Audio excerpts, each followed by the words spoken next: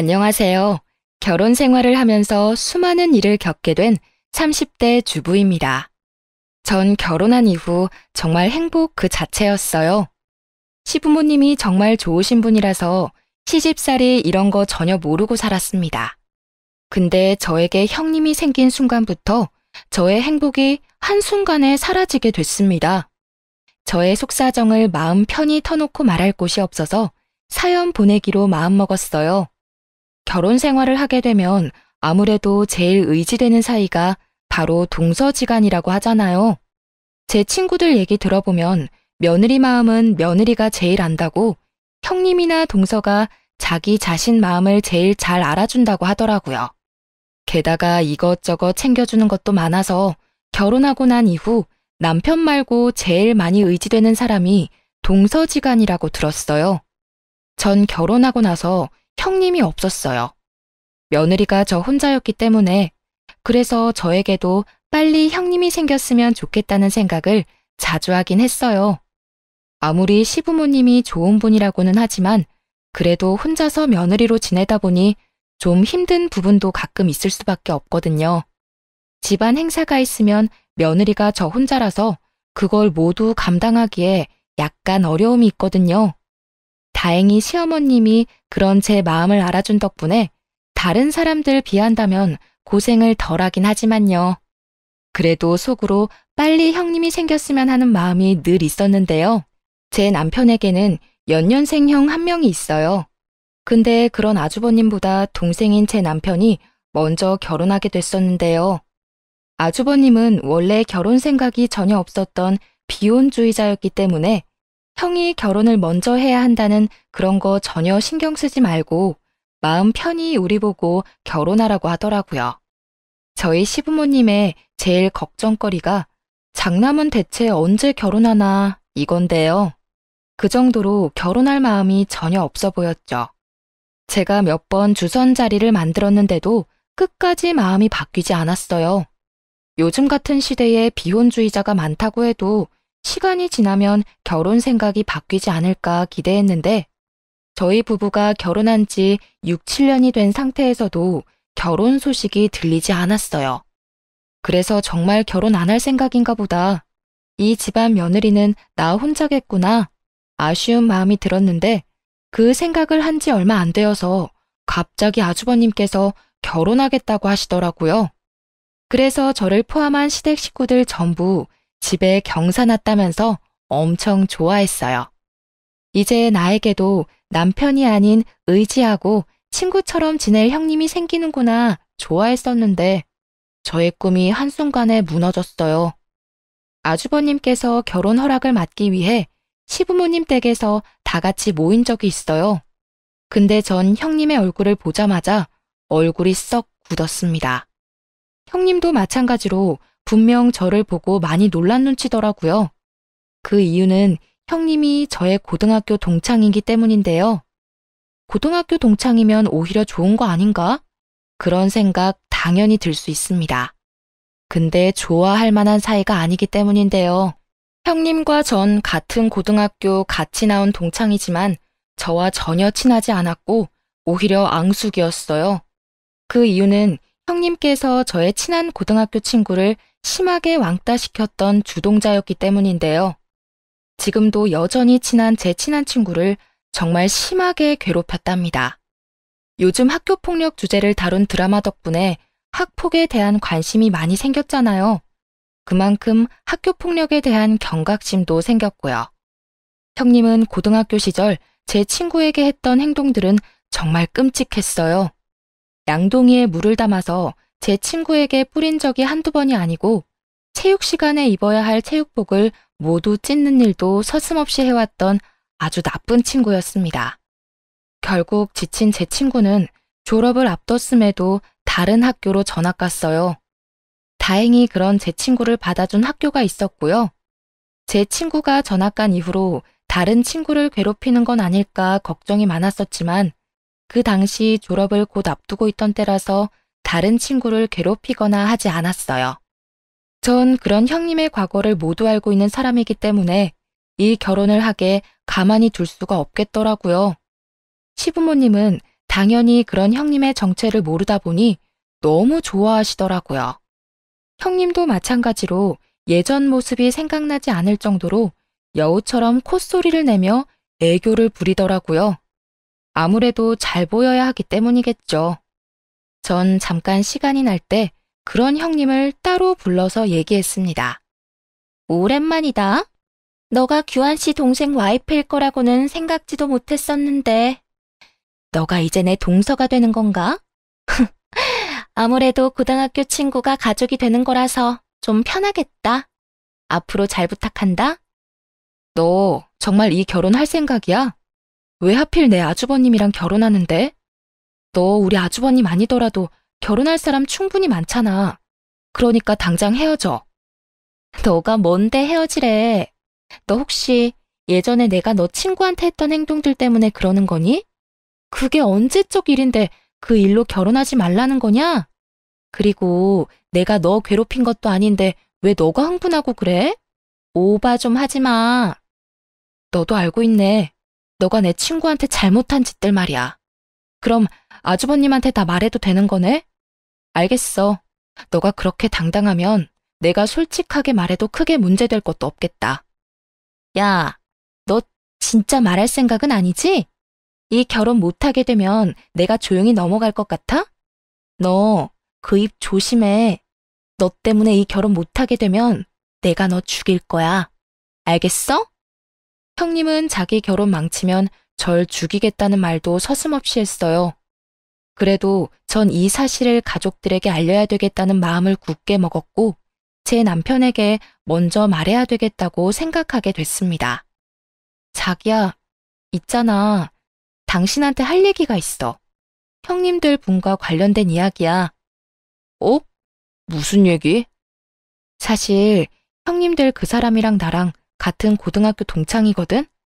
근데 그 사람 내 친구 왕따 당하게 만든 주동자야. 그것도 아주 심한. 그래서 난 그 여자랑 아주버님이랑 결혼 절대 안 했으면 하거든? 며칠 전에 아주버님이 결혼 허락 받겠다고 왔었던 날 기억하지?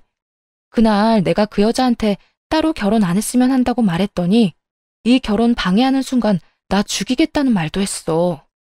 내가 오지랖 부린다는 것쯤 충분히 알겠는데 이제까지 걔가 내 친구한테 해왔던 행동들 내가 전부 봤던 사람이다 보니 이 결혼 안 했으면 해. 사람은 쉽게 변하지 않는다고 하잖아. 그렇게 못된 애가 아무리 개가천선했다고 해도 언제 또다시 본 모습으로 돌아갈지도 모르는 거고. 당신 생각은 어때? 정말이야? 아무리 과거라고 해도 그런 과거를 갖고 있는 사람이면 나도 반대야. 언제 다시 돌변할지도 모르는 거고. 당신은 그냥 모른 척하고 가만히 있어. 내가 엄마랑 형한테 따로 말해볼게. 부탁할게. 나 그 여자가 내 형님이 되는 꼴 절대 못 봐. 그 사람이 내 형님이 된다면 평생 아주버님 보기도 싫을 것 같아. 남편은 저에게 따로 얘기를 듣고 저와 같이 이 결혼에 대해 반대를 심하게 했어요. 그래서 남편은 아주버님과 어머님께 따로 이 사실을 말하게 됐는데요. 어머님은 팔짝 뛰며 이 결혼 반대라며 화를 내셨다고 해요. 학교 폭력이 얼마나 나쁜 짓인데 그런 짓을 했던 여자는 우리 집안 식구가 될 수 없다면서 결사 반대를 하셨습니다. 근데 정작 아주버님의 의견은 달랐어요. 그건 그냥 과거일 뿐이라고. 지금은 성인이고 그 일에 대해서 충분히 반성하고 있을 거라고 하더군요. 남편과 시어머님이 크게 반대를 했음에도 결국 아주버님은 결혼을 그대로 진행했습니다. 그리고 아주버님은 본인이 형님의 학교 폭력에 대한 이야기를 알고 있다는 것을 끝까지 모른 척 하더라고요. 자신이 이 사실을 알고 있다는 걸 형님이 알게 되면 괜히 저한테 불똥이 튀기지 않을까 싶다면서요. 전 앞으로 그 여자한테 형님이란 호칭을 써야 한다는 것부터가 마음에 들지 않았습니다. 시어머님은 제가 걱정이 됐는지 가족들 있는 앞에서만 형님이라 부르고 뒤에서는 편하게 이름을 부르든 말든 크게 신경 쓰지 않겠다고 하셨어요. 그렇게 가족들 반대 속에서도 결혼하게 된 아주버님은 입이 찢어져라 너무 좋아하셨어요. 너무 좋았던 나머지 와이프를 아기처럼 대하더라고요. 원래 두 사람은 같은 직장에 다니던 사람인데 결혼한 직후 형님 보고 편하게 집에서 쉬며 지내라고 직장까지 그만두게 했어요. 원래 형님은 전업주부가 꿈이라고 했거든요. 아주버님이 회사에서 나름 연봉이 높은 사람이라서 형님 한 명 일 그만둬도 크게 문제가 될 게 전혀 없거든요. 형님도 그거 노리고 결혼한 눈치였고요. 형님은 일을 그만둔 이후 마치 배짱이라도 된 것처럼 엄청 신나게 노는 눈치였어요. SNS를 보면 여행을 엄청 다니는 것 같더라고요. 원래 결혼하기 전에도 아주버님과 자주 해외여행을 다녔던 것 같더니만 결혼하고 난 뒤로는 아주버님과는 물론이고 아주버님이 힘들게 번 돈으로 친구들과도 비싼 호텔에 가서 놀거나 국내 여행을 자주 다니는 것 같았어요. SNS에 호캉스한 것부터 아주버님과 다녀온 해외여행, 친구들과 다녀온 국내 여행 사진을 매주 올렸습니다. 아무리 아주버님이 돈을 잘 버는 직장이라고 해도 이렇게 사치를 부리며 살아도 되는 건가 싶었어요. 아주버님의 지극정성 덕분에 형님의 씀씀이는 나날이 커지게 됐는데요. 여행은 물론이고 매주 피부 마사지를 받을 수 있게 해주기도 했답니다. 형님 용돈만 한 달에 300만 원 이상이라고 들었어요. 그 말을 듣자마자 시어머님이 이 사실을 알게 되면 난리도 아니겠다 싶더라고요. 평소 돈에 대해 아쉬운 소리를 해본 적이 없는 아주버님께서 형님의 씀씀이가 도저히 감당이 안 됐는지 저 몰래 제 남편을 찾아갔다고 해요. 제 남편한테 1,000만 원만 빌려줄 수 없냐는 말까지 했다고 합니다. 동생아, 나 돈 좀 빌려줘라. 내가 요즘 생활비가 너무 부족해서 살 수가 없어. 무슨 소리야. 형이 돈이 부족하다니. 형 한 달에 얼마나 돈 벌고 있는지 내가 다 아는데 무슨 일 때문에 그래? 너 형수가 용돈을 너무 많이 쓴다. 한 달에 300만 원이나 써. 제발 그만 좀 써라 말해봐도 내 말을 안 들어. 뭐? 미친 거 아니야? 아무리 형이 돈을 잘 번다고 해도 한 달에 개인적으로 300만 원 쓰는 건 말이 안 돼. 제발 그렇게 쓰지 말라고 말 좀 제대로 해보지. 그러면 집을 나가는데 어떡하냐? 나도 미칠 지경이다. 형님이 쓰는 돈들 때문에 내야 할 보험비, 관리비 등 밀렸다고 하더라고요. 그 말을 듣게 된 남편은 화가 나서 그럼 형님을 직장에 다니게 하든지 용돈을 줄이든지 하라고 했더니 그런 말을 하면 며칠 동안 집을 나간다고 해요. 그래서 회사에 다니라는 말조차 꺼내지 못한다고 합니다. 결국 남편은 돈 빌려주려고 했던 마음이 그 말을 듣는 순간 싹 사라졌다고 해요. 그래서 남편은 아주버님께 정신 좀 차리면서 살라는 말을 한 뒤 돈을 빌려주지 않았다고 해요. 그런 아주버님을 만나고 난 뒤 저에게 이런 상황을 모두 설명해 줬고요. 저도 그 말을 듣는 순간 어이가 없더군요. 그런 여자가 뭐가 좋다고 데리고 사는지. 어느 날 형님의 욕심과 이기심 때문에 집안이 난리가 난 적이 있었어요. 형님과 아주버님이 결혼한 후 처음으로 생기게 된 시어머님 생신날이었어요. 아주버님이 결혼하기 전 우리 부부 100만 원, 아주버님 50만 원씩 어머님 생신 선물로 주고 있었어요. 원래 어머님이 이것저것 선물 사오는 것보다 돈으로 주는 게 제일 좋다고 하셨거든요. 그래서 저희 부부는 2명이니까 100만 원을 드렸던 거였고 아주버님은 결혼하기 전 혼자였으니까 50만 원씩 드렸던 거였고요. 우리 부부는 맞벌이 부부라서 100만 원 용돈 드리는 게 감당이 되었지만 아주버님 부부는 아무래도 형님이 일을 안 하고 있는 상태라서 100만 원까지 드리기가 좀 부담이 되었나 봐요. 그래서 아주버님은 결혼하고 난 뒤에도 50만 원을 드리게 됐습니다. 어머님도 그걸로 크게 뭐라고 하지 않으셨고요. 그렇게 저녁을 먹고 어머님께 생신 선물로 용돈을 드리는 시간을 갖게 됐는데 갑자기 형님의 표정이 싹 굳더라고요. 여보, 어머님한테 준 봉투 뭐야? 좀 두툼해 보이네? 어? 돈이야. 엄마 이번에 생신인데 용돈 드려야지. 지난번에 엄마한테 돈 준다고 당신한테 미리 말했잖아. 얼마? 얼마 담았는데? 50만 원. 당신이랑 결혼하기 전부터 엄마한테 매년 생신 때마다 50만 원 드렸어. 50만 원? 10만 원만 드리면 되지. 뭘 50만 원까지 드려. 어머님 연세에 돈 얼마나 많이 쓰신다고 50만 원이나 드리냐고. 다음부터 10만 원씩만 드리자. 형님은 어머님, 아버님 모두 있는 자리에서 인상 팍 쓰며 10만 원만 드리자고 말했어요. 사람 면전에 대고 대놓고 돈 많이 준다고 싫은 티 팍팍 내는 사람은 처음 봅니다. 어머님은 형님의 태도 때문에 이미 상처를 받았는지 웃고 있던 표정이 싹 굳었어요. 옆에 계시던 아버님도 마른 기침을 계속 하셨고요. 아주버님은 중간에서 많이 난처해 보였답니다. 형님, 아무리 그래도 부모님께 드리는 돈인데 뭐 어때요? 자주 드리는 용돈도 아니고 1년에 딱 한 번만 드리는 용돈인데. 동서, 말 이상하게 한다. 동선에는 맞벌이니까 50만 원은 아무렇지 않게 줄 수 있는 돈이겠지. 근데 우리는 홀벌이라 50만 원은 큰 돈이야. 그러니까 생각 좀 하고 말해. 야, 이 돈 안 받으련다. 꼭 내 생일날 돈 가지고 이 난리를 쳐야 되겠냐? 그네 너 돈 가지고 그러는 거 아니다. 우리 큰아들 이제껏 돈 가지고 쫌생이처럼 굴었던 적 단 한 번도 없어. 우리 아들이 번 돈 가지고 왜 너가 생색이니? 솔직히 내가 알고도 모른 척한 거 많다. 너 이제까지 내 아들 돈 가지고 친구들이랑 여행 다니고 너 피부과 다닌 거 내가 모를 줄 알았니? 너가 지금 다니고 있는 피부과 내 친구도 다니는 피부과야. 너 매주 그 피부과 출근 도장 찍는다며? 너 결혼하고 나서 직장 바로 그만뒀는데 무슨 돈으로 그 피부과 다니는 거니? 그 돈 다 내 아들 돈이잖아. 그래놓고 우리 큰아들이 엄마한테 생일이라고 용돈 좀 주겠다는데 그게 그렇게 아까워? 어? 어머님, 이제 아들이 돈 벌고 어디에 쓰는지 간섭하면 안 되시죠.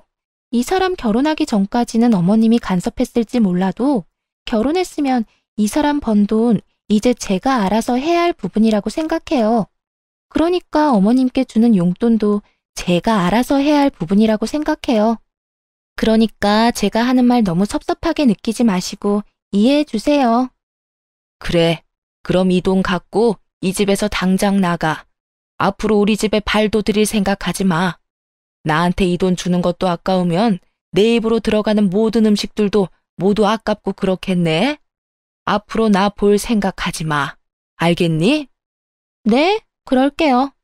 어머님 그 말 꼭 지키시길 바랄게요. 여보, 당장 일어나. 우리 이제 앞으로 올 일 없을 거야. 당장 나가자고. 형님은 끝까지 어머님 말씀에 지지 않고 말대답을 했습니다. 그렇게 형님은 어머님 말씀대로 어머님을 평생 안 보고 살 작정인지 아주버님을 억지로 끌고 나가려고 했어요. 그러던 와중에 형님은 아버님이 제일 아끼는 도자기를 실수로 건드려 깨뜨리고 말았습니다. 그걸 본 아버님도 덩달아 화가 나셨어요. 우리 집에 개집에 한 명 잘못 들어와서 별의 별일이 다 생기는구나. 당장 이 도자기 값 물어내. 그리고 어디서 어른한테 따박따박 말댔구야? 사돈이 널 그렇게 가르쳤냐? 어? 집에서 집안일 제대로 안 하고 놀고만 있는 주제에 돈 가지고 이래라 저래라야. 평소 인자하고 화가 없기로 유명한 아버님까지 나서기 시작하자 형님은 아무 말도 못하고 고개만 푹 숙이고 있었어요. 아버님이 원래 며느리 사랑이 깊은 분이세요. 그런 아버님이 화내기 시작하니까 형님도 아무 말 못하고 가만히 있더라고요. 아버님이 화내기 시작하니까 가만히 옆에서 지켜만 보고 있던 아주버님도 뒤늦게 죄송하다고 사과를 한 뒤 서둘러 집으로 돌아갔습니다. 그리고 며칠 뒤 어머님 통장으로 도자기 값과 용돈이 같이 들어왔다고 해요. 그리고 며칠 동안 아주버님이 어머님께 전화를 드렸는데도 상처를 크게 받은 어머님은 전화를 안 받으셨다고 해요. 근데 정작 형님은 어머님께 연락 한 통 안 했다고 합니다. 그렇게 시부모님과 형님네 부부는 거의 6개월 동안 연락 한 번 없이 안 보고 지냈다고 해요. 중간에 있던 저희 부부만 난처하게 됐었습니다. 전 어머님께 자주 연락드려서 괜찮냐고 안부를 물으면 어머님은 항상 저에게 며느리가 너 혼자였을 때가 제일 좋았다 라고 항상 말씀하세요. 며느리 한 명 늘어서 편하고 더 행복할 줄 알았는데 오히려 행복이 줄어들고 하나도 편하지가 않다고 말씀하세요.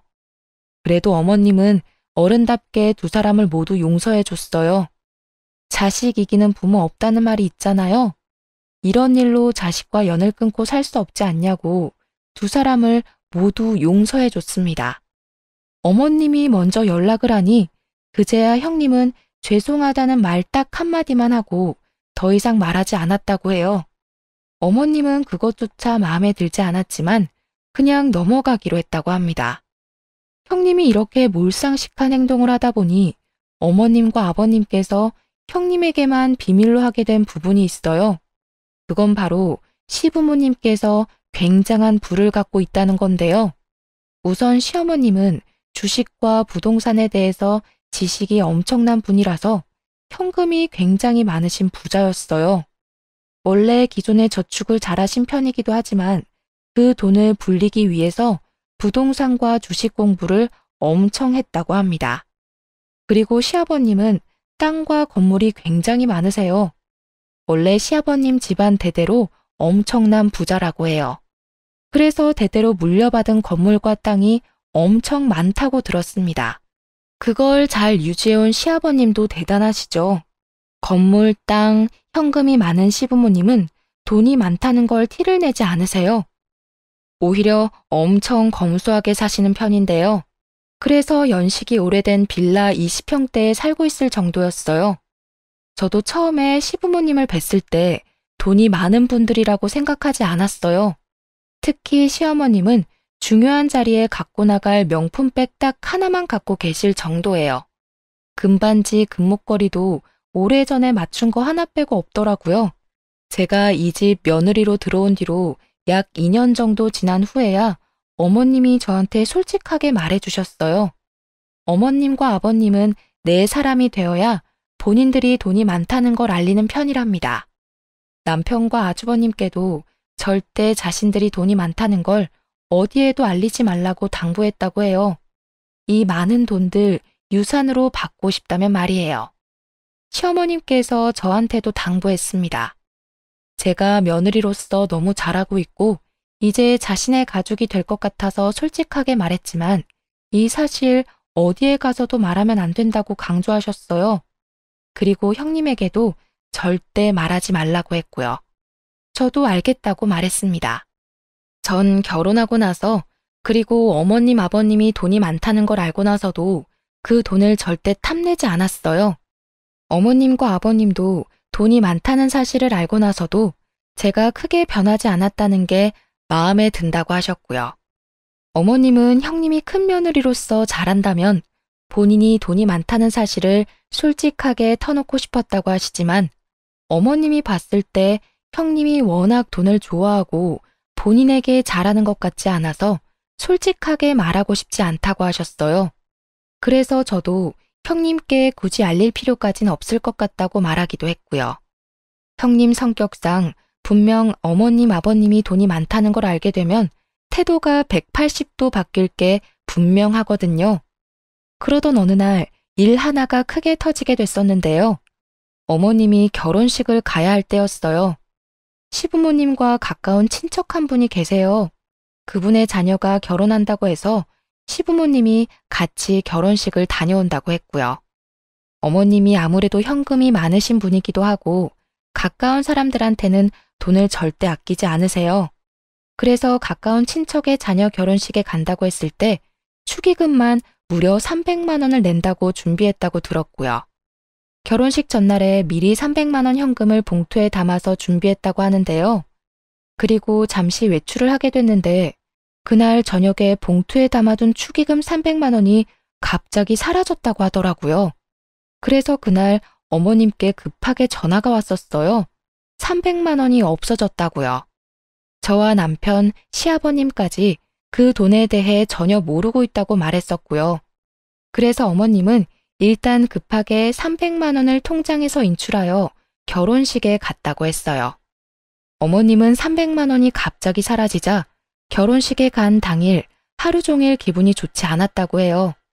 결혼식을 다녀오고 난 뒤 어머님은 집에 있는 CCTV를 돌려봤다고 해요. 전 어머님 집에 CCTV가 있는 줄은 꿈에도 몰랐어요. 어머님 집 현관문 앞에 CCTV가 설치되어 있었다고 해요. 아무래도 집에 현금이 많은 편이라서 집 앞에 CCTV가 필수라고 하더라고요.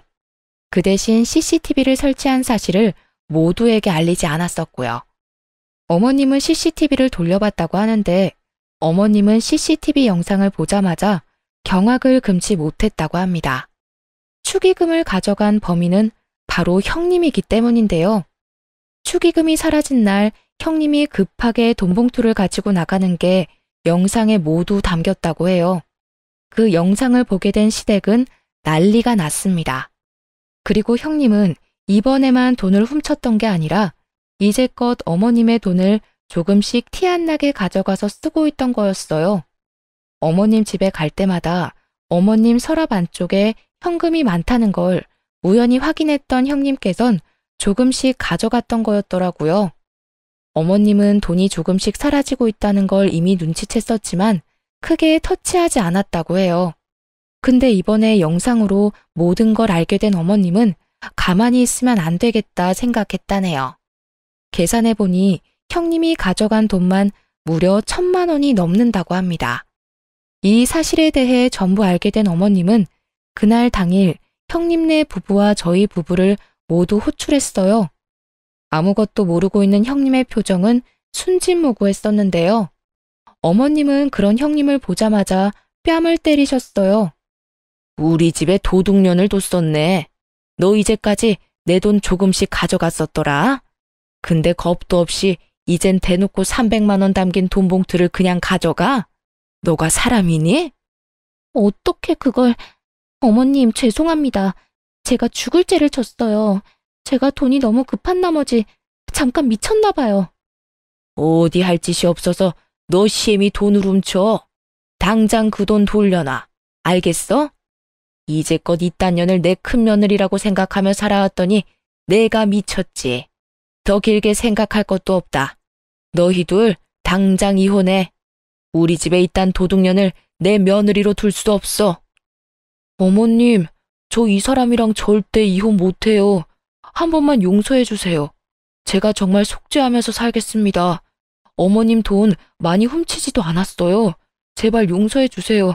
저 이 사람이랑 이혼하면 앞으로 죽을지도 몰라요.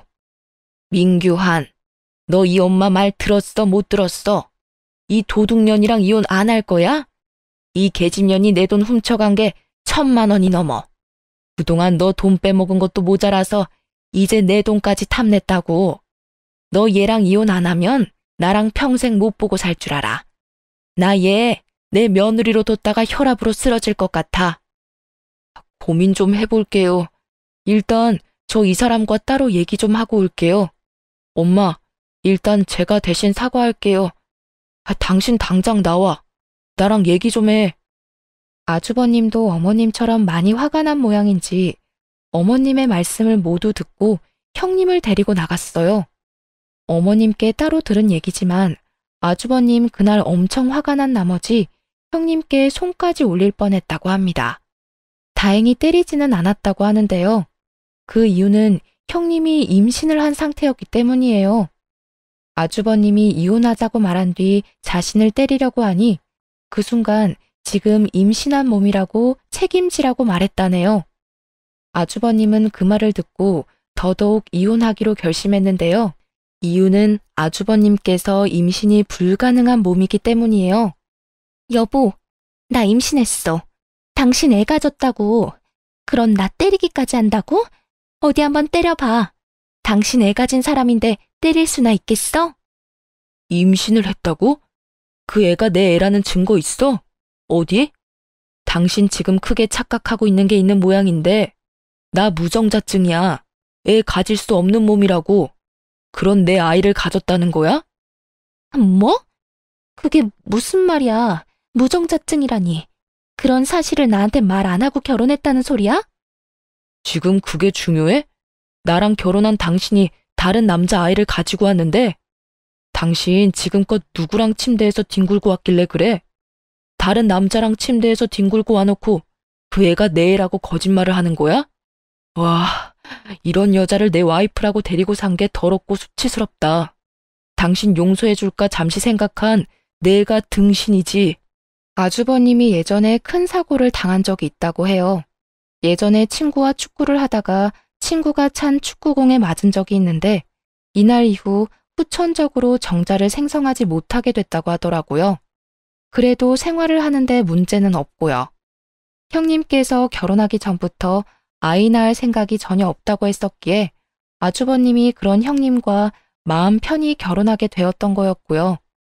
그런 사실을 모르고 있던 형님께선 아주버님의 아이를 가졌다고 거짓말을 하게 된 거였는데요.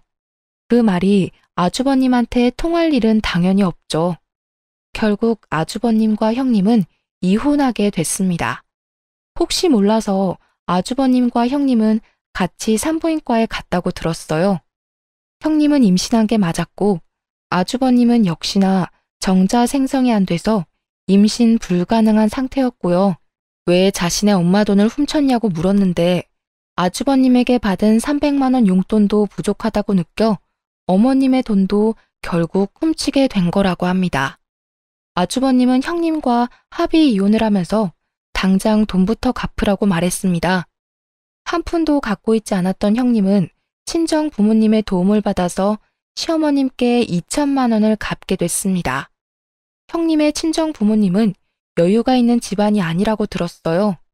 그래서 있던 돈 없는 돈 다 끌어모아서 형님 대신에 갚아준 거라고 들었어요. 그리고 형님은 아무래도 아주버님과 살면서 직장을 다니지 않았던 상태였기 때문에 이혼하면서 한 푼도 갖지 못한 상태로 쫓겨나가게 된 거였는데요. 아무래도 이제까지 흥청망청 쓰던 버릇이 있어서 이혼하고 난 이후에도 씀씀이가 크게 달라진 게 없다고 하더라고요.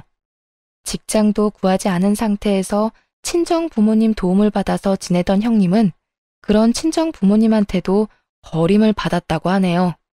아무래도 친정 부모님도 형편이 좋지 못하다 보니 씀씀이가 큰 형님을 감당하기에 어려움이 있었죠. 재산이 단 한 가지도 없던 형님은 친정 부모님한테도 쫓겨난 이후 재취업을 하기 위해 열심히 움직였다고 하지만 아무래도 경력이 단절된 상태라서 재취업을 하는데 어려움이 있었다고 하네요.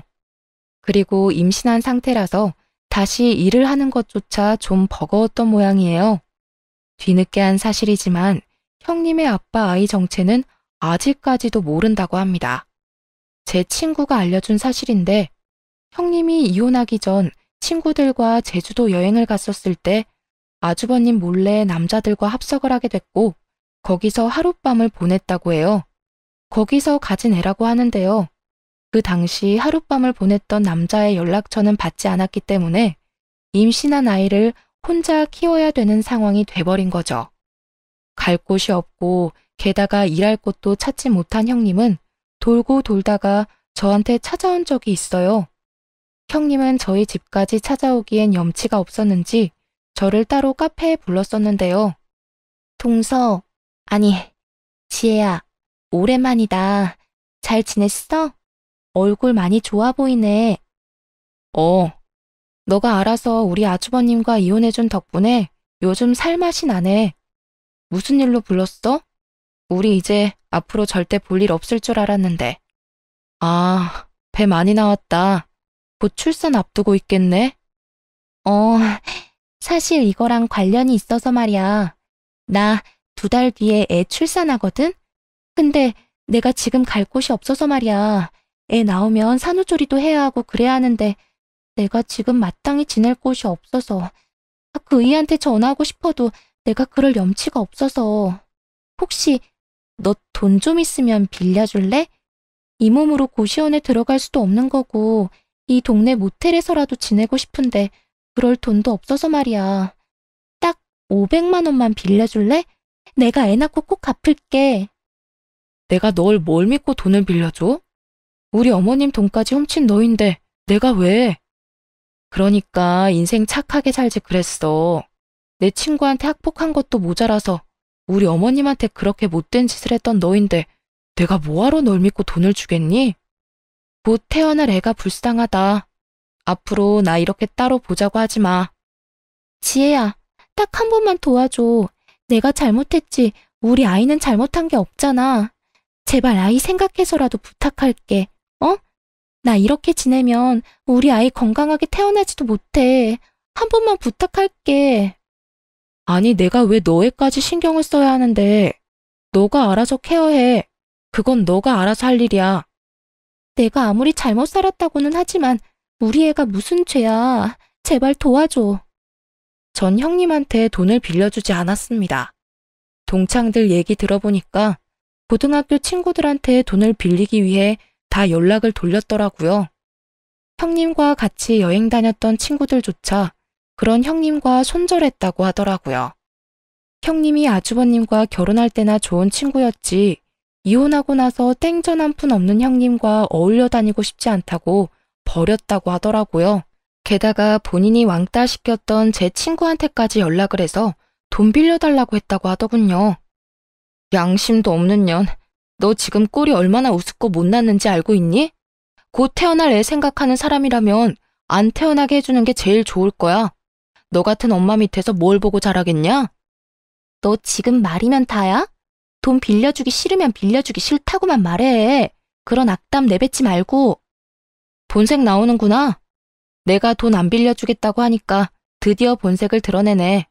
이게 바로 너야. 이런 너 밑에서 애가 뭘 보고 배울 수가 있겠냐고. 너 지금 주위를 봐봐. 너가 지금 이 지경이 되었는데도 도와주겠다는 사람 단 한 명도 없잖아. 이게 너가 이제까지 잘못 살아왔다는 증거야. 그러니까 지금이라도 정신 차리고 똑바로 살 궁리나 해. 그리고 너 참 양심도 없다. 한때 너가 많이 괴롭혔던 피해자인 나한테까지 돈 빌리려고 찾아오는 거 보면. 제 친구는 형님한테 악담을 퍼붓고 돌려보냈다고 합니다. 그러니까 인생을 바르게 살아야 한다는 걸 형님 보고 많이 깨닫게 됐습니다. 안 좋은 일은 몰아서 온다는 말이 있잖아요. 그런 형님의 친정 부모님이 교통사고로 돌아가셨다는 소식이 들렸습니다.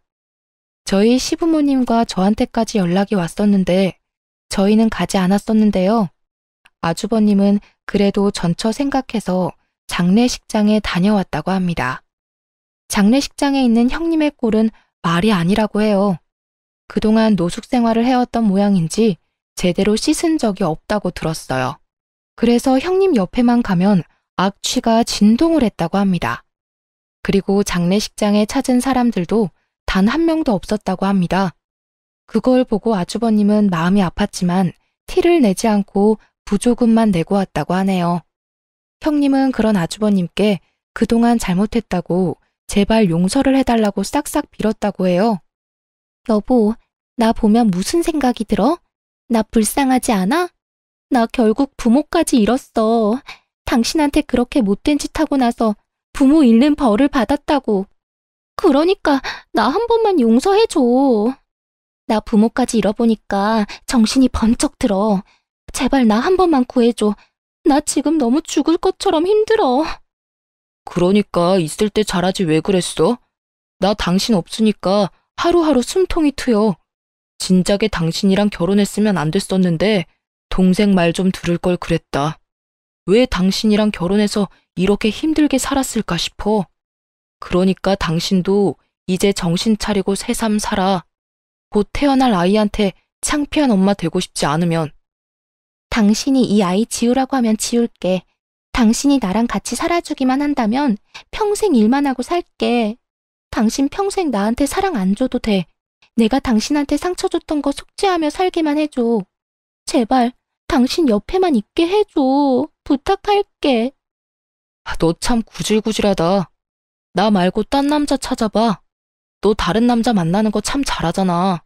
그래서 그 아이가 생긴 거겠지? 내가 널 뭘 믿고 같이 살겠냐? 아무리 지금 나한테 잘한다고 빌어도 다시 다른 남자 찾을 게 뻔한데. 그리고 지금 부모님 장례식장에서 애 지우겠다는 말이 쉽게 나오냐? 정신 똑바로 차려. 뱃속에 있는 애가 다 듣겠다. 정말 나 이렇게 버린다고? 당신이 나 좋다고 평생 책임지겠다고 했잖아. 그런 날 진짜 이렇게 버린다고? 난 당신만 보고 잘 다니고 있던 직장도 그만뒀어. 그럼 당신이 나 끝까지 책임져야지. 나 좋다고 말해놓고 왜 이렇게 버리냐고.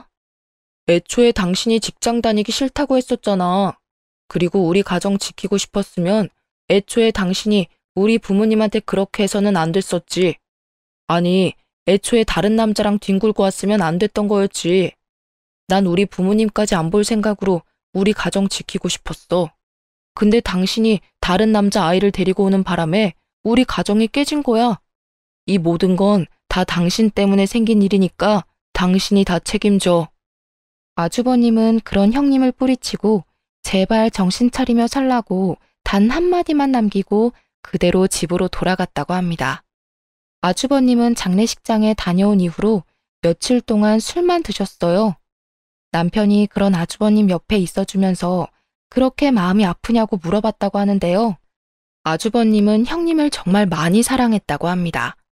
아무리 돈을 흥청망청 쓴 사람이라고 해도 그걸 눈 감아줄 정도로 좋아했다고 해요. 자신의 어머님한테 그러는 걸 보고 있는 정 없는 정 모두 떨어졌지만 한때 진심으로 사랑했던 여자가 저렇게 막 살고 있는 모습을 보니 그렇게 기쁘지 않다고 해요. 그래서 순간 다시 합칠 생각도 해보긴 했지만 어머님이 다시 힘들어할 생각을 하면 도저히 합칠 생각이 들지 않는다고 하네요.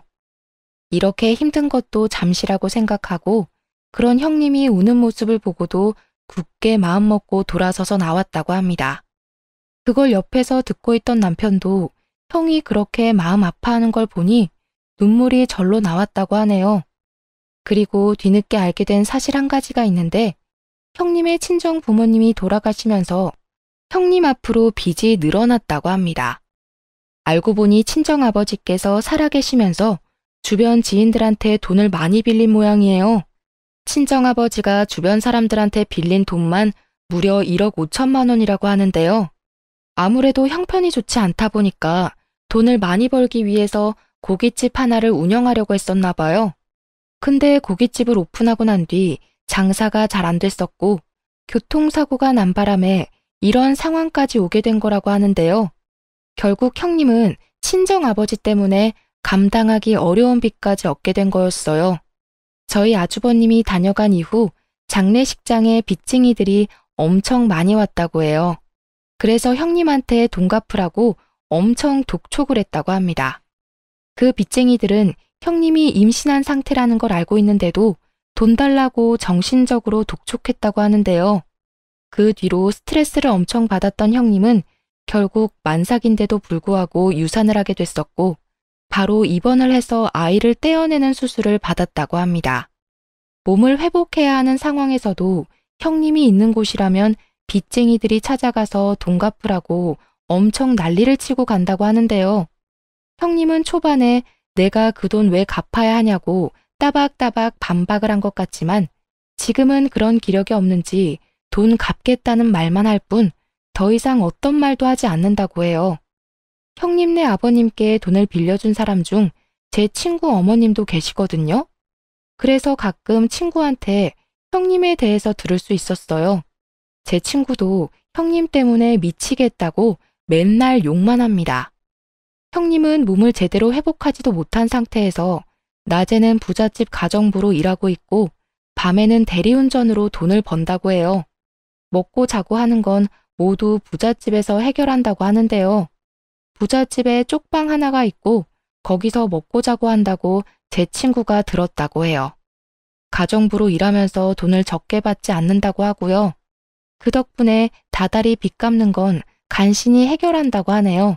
가정과 친구, 부모, 돈까지 잃게 된 형님은 여전히 우리 아주버님에게 미련을 버리지 못했는지 가끔씩 아주버님께 연락을 한다고 하는데요. 지겨울 정도로 연락을 하는 형님 때문에 결국 아주버님은 번호를 바꿨다고 합니다. 아주버님과 연락이 닿지 않자 저한테까지 연락을 자주 하는데요. 전 그런 형님에게 다시 한 번 더 우리 식구들한테 연락하면 경찰에 신고한다고 말한 뒤 바로 차단했어요. 큰 태풍이 지나가서는 시부모님은 물론이고 저희 부부까지 늘 행복하게 지내고 있는 중인데요. 우선 아주버님은 이혼 후 한동안 일중독으로 지내게 됐습니다. 아무래도 상처가 컸는지 일에만 집중하시더라고요. 그 덕분에 승진도 빨리 했다네요. 또 일중독에 빠져 살까봐 여자는 여자로 있는 거라며 어머님은 인맥을 총동원해서 참한 여자 한 분을 소개해 줬는데요. 그 여자분께서 얼마나 착한지 아주버님이 한 번 이혼한 경험이 있다고 하는데도 만나고 싶다고 말했었다네요. 결국 두 분은 곧 재혼을 앞두고 있습니다. 아주버님도 그 여자분이 정말 마음에 들었는지 매일매일 웃음꽃이 폈답니다. 시어머님도 제대로 된 큰며느리가 들어오게 생겼다면서 정말 좋아하시고요. 새롭게 저의 형님이 돼줄 여자분은 결혼하기 전인데도 불구하고 저와 시어머님께 벌써 잘해주더라고요. 얼마나 좋은 분인지 저희 시어머님과 목욕탕을 다닐 정도라니까요. 그리고 저를 따로 불러서 잘 지내보자고 카페와 맛집을 많이 데리고 가주기도 했어요. 게다가 저한테 자주 용돈과 옷도 사주고 있습니다. 지혜씨, 아니다. 동서라고 불러도 되죠? 저 동서랑 잘 지내고 싶어요. 우리 규환씨가 전에 어떤 사람 때문에 아픔이 있는지 잘 알아요. 그걸 알면서도 우리 규환씨랑 결혼하는 거예요. 그런 아픔을 이겨낼 수 있었던 건 전부 도련님과 동서 덕분이라고 해요. 제가 아직 부족한 부분이 많을 거예요. 그래도 윗사람으로서 열심히 최선을 다할게요. 부족한 부분이 보여도 귀엽게 봐주세요. 형님, 결혼 전부터 이렇게 잘해주셔서 감사해요. 사실 저도 그렇지만 우리 시어머님이랑 아주버님께서 많이 힘들어하셨어요. 이렇게 천사 같은 형님이 생겨서 저도 엄청 기쁘네요. 그보다 우리 어머님 아주버님이 형님 덕분에 많이 행복해하고 있어요. 저야말로 너무 잘 부탁드려요. 새롭게 저희 형님이 돼줄 분께서 이 정도로 성격이 엄청 좋답니다. 그동안 형님 같지도 않은 여자 때문에 스트레스가 엄청 쌓였는데 이젠 저에게 제대로 형님다운 형님이 생긴 것만 같아서 행복해요. 아주버님도 정말 좋아하시고요. 남편과 저는 이번에 아이가 생기게 됐는데요. 임신한 지 약 3달 정도 됐어요. 아이가 생기다 보니 이사를 가야 했었어요. 둘이서 살고 있던 집이 방 2개밖에 없던 집이라서 아이 생각해서라도 방 3개짜리 집으로 이사 가야 했었는데요. 우리가 이사 간다고 하니까 아버님께서 통 크게 집 하나 장만해 주셨습니다. 곧 손자가 태어나는데 할아버지로서 하나 크게 선물해 주고 싶다면서 34평짜리 집 하나 사주셨어요. 얼마나 감사하던지. 그리고 아주버님이 곧 재혼한다고 말하니 아버님께서 그 결혼식 비용도 전부 지원해 주셨고요. 형님이 알아서 나가준 덕분에 모든 게 술술 잘 풀리고 있어요. 시어머님도 하시는 말씀이 그 여자 한 명 나간 덕분에 우리 집에 좋은 일만 가득 들어온다고 진작에 이혼시켜야 했었다고 늘 말씀하시고 있어요. 한번 나쁘게 살다 보면 정말 끝도 없이 나쁜 일들이 들어오는 것 같더라고요. 형님도 한번 나쁘게 살다 보니 이렇게 벌 제대로 받게 됐잖아요.